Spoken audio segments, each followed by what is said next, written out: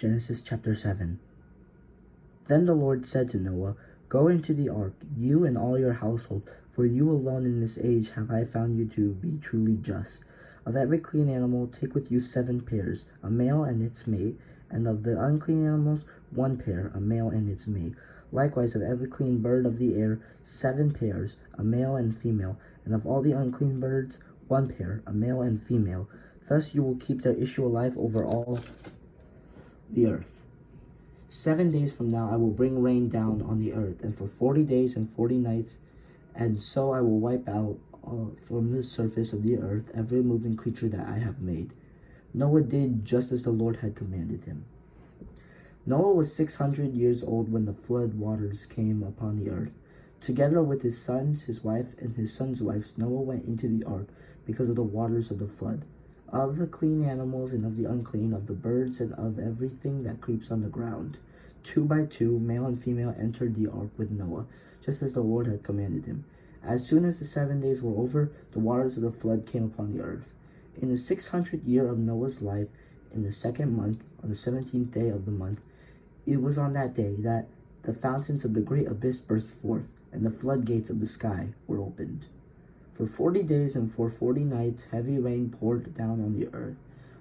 On the precise day named, Noah and his sons Shem, Ham, and Japheth, and Noah's wife, and the 3 wives of Noah's sons had entered the ark, together with every kind of wild beast, every kind of domestic animal, every kind of creeping thing of the earth, and every kind of bird.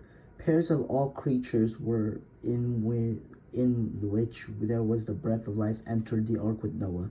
Those that entered were male and female, and of all species they came, as God had commanded Noah. Then the Lord shut him in. The flood continued upon the earth for 40 days. As the waters increased, they lifted the ark, so that it rose above the earth. The swelling waters increased greatly, but the ark floated on the surface of the waters. Higher and higher above the earth rose the waters, until all the highest mountains everywhere were submerged, the crest rising 50 cubits higher than the submerged mountains. All creatures that stirred on the earth perished, birds, cattle, and wild animals, and all that swam on the earth, as well as all mankind. Everything on dry land with the faintest breath of life in its nostrils died out. The Lord wiped out every living thing on earth, man and cattle and creeping things and the birds of the air, all were wiped out from the earth, and those were with him in the ark were left. Genesis chapter 8. The waters maintained their crest over the earth for 150 days, and then God remembered Noah and the animals, wild and tame, that were with him in the ark. So God made a wind sweep over the earth, and the waters began to subside. The fountains of the abyss and the floodgates of the sky were closed, and the downpour of the sky was held back. Gradually the waters receded from the earth. At the end of 150 days, the waters had so diminished that in the 7th month, on the 17th day of the month, the ark came to rest on the mountains of Ararat.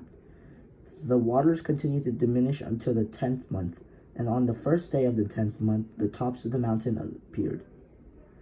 At the end of the 40 days, Noah opened the hatch that he had made in the ark, and he sent out a raven to see if the waters had lessened on the earth. It flew back and forth until the waters dried off from the earth. Then he sent out a dove to see if the waters had lessened on the earth. But the dove could find no place to alight and perch, and it returned to him in the ark, and there was water all over the earth. Putting out his hand, he caught the dove and drew it back to him inside the ark. He waited 7 more days and again sent the dove out from the ark. In the evening the dove came back to him, and there was in its bill a plucked olive leaf. So Noah knew that the waters had lessened on the earth. He waited still another 7 days and then released the dove once more, and this time it did not come back. In the 601st year of Noah's life, in the 1st month, on the 1st day of the month, the water began to dry up on the earth. Noah then removed the covering of the ark and saw that the surface of the ground was drying up. In the 2nd month, on the 27th day of the month, the earth was dry. Then God said to Noah, "Go out of the ark together with your wife and your sons' wives. Bring out with you every living thing that is with you, all bodily creatures, be they birds or animals or creeping things of the earth, and let them abound on the earth, breathing and multiplying on it. So Noah came out together with his wife and his sons' wives, and all the animals, wild and tame, all the birds, and all the creeping creatures on the earth left the ark, one kind after another. Then Noah built up an altar to the Lord, and choosing from every clean animal and every clean bird, he offered holocausts on the altar. When the Lord smelled the sweet odor, he said to himself, "Never again will I doom the earth because of man, since the desires of man's heart are evil from the start. Nor will I ever again strike down all living beings as I have done. As long as the earth lasts, seedtime and harvest, cold and heat, summer and winter, and day and night shall not cease." Genesis chapter 9. God blessed Noah and his sons and said to them, "Be fertile and multiply and fill the earth. Dread fear of you shall come upon all the animals of the earth and all the birds of the air, upon all the creatures that move about on the ground and all the fishes of the sea. In your power they are delivered. Every creature that is alive shall be yours to eat. I give them all to you as I did the green plants. Only flesh with its lifeblood still in it you shall not eat. For your own lifeblood too, I will demand an accounting. From every animal I will demand it. And from man in regard to his fellow man, I will demand an accounting for human life. If anyone sheds the blood of man, by man shall his blood be shed. For in the image of God has man been made. Be fertile then, and multiply, abound the earth, and subdue it."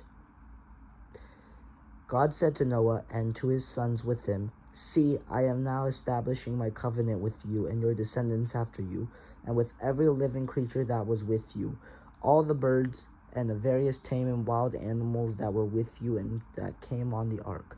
I will establish my covenant with you, that never again shall all bodily creatures be destroyed by the waters of a flood. There shall not be another flood to devastate the earth." God added, "This is the sign that I am giving for all ages to come of the covenant between me and you and every living creature with you. I set my bow in the clouds to serve as a sign of the covenant between me and the earth. When I bring clouds over the earth and the bow appears in the clouds, I will recall the covenant that I have made between me and you and all living beings, so that the waters shall never again become a flood to destroy all mortal beings. As the bow appears in the clouds, I will see it and recall the everlasting covenant that I have established between God and all living beings, all mortal creatures that are on earth." God told Noah, "This is the sign of the covenant I have established between me and all mortal creatures that are on the earth." The sons of Noah who came out of the ark were Shem, Ham, and Japheth. Ham was the father of Canaan. These three were the sons of Noah, and from them the whole earth was peopled. Now Noah, a man of the soil, was the first to plant a vineyard. When he drank some of the wine, he became drunk and lay naked inside his tent. Ham, the father of Canaan, saw his father's nakedness, and he told his two brothers outside about it. Shem and Japheth, however, took a robe, and holding it on their backs, they walked backward and covered their father's nakedness. Since their faces were turned away the other way, they did not see their father's nakedness. When Noah woke up from his drunkenness and learned what his youngest son had done to him, he said, "Cursed be Canaan, the lowest of slaves shall he be to his brothers." He also said, "Blessed be the Lord, the God of Shem. Let Canaan be his slave. May God expand Japheth, so that he dwells among the tents of Shem, and let Canaan be his slave." Noah lived 350 years after the flood. The whole lifetime of Noah was 950 years. Then he died.